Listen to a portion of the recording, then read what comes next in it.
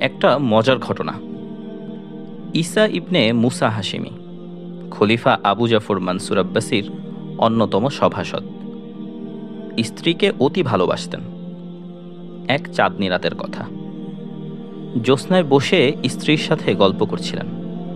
হঠাৎ স্ত্রীর রূপে মুগ্ধ হয়ে বলে বসলেন, তুমি যদি চাঁদের চেয়েও সুন্দর না হও তাহলে তুমি 3 তালাক। ইসলামের দৃষ্টিতে তালাকে কোনো রসিকতা নেই। 3 তালাক বলতেই স্ত্রী পর্দার ভেতরে চলে গেল, বলে গেল, আপনি তো আমাকে তালাকই দিয়ে ফেলেছেন। বেচারা ঈসা সারা রাত নির্ঘুম, অস্থির। সকালে উঠে খলিফা মনসুরকে পুরো কাহিনী শোনালেন। মনের অনুতাপ ও অস্থিরতার কথাও বললেন। খলিফা মনসুর তখন নগরের ফকিহ এবং মুফতিগণকে ডেকে পাঠালেন। সকলের সামনে ঘটনাটি তুলে ধরে সমাধান জানতে চাইলেন। প্রায় সকলেই বললেন, মানুষ তো আর চাঁদের চেয়ে সুন্দর হয় না, সুতরাং স্ত্রী তালাক হয়ে গেছে। মজলিসে ইমাম আবু হানিফা রহমতুল্লাহি আলিহের একজন ছাত্র ছিলেন। তিনি নীরব।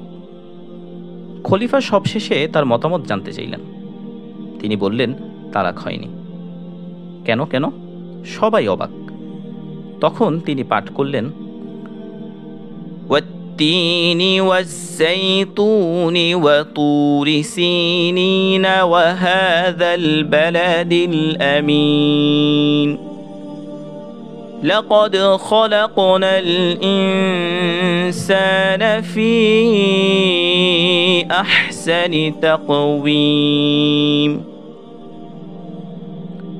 এবং বললেন, আল্লাহ তাআলা এখানে সকল মানুষকেই সবচেয়ে সুন্দর গঠনে সৃষ্টি করেছেন বলে ঘোষণা দিয়েছেন।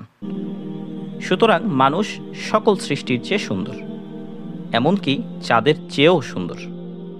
কাজেই তুমি যদি চাঁদের চেয়ে সুন্দর না হও কথার কারণে তালাক হয়নি। এ কথায় মজলিসের সবাই অবাক। কেউ তার কথার বিরোধিতাও করলেন না। অবশেষে খলিফা মানসুর তালাক হয়নি মর্মেই ঘোষণা দিলেন। বই ইসলামের জীবিকার সমাধান, লেখক মোহাম্মদ জৈনুল আবেদিন, পৃষ্ঠা 34, উমেদ প্রকাশন থেকে প্রকাশিত।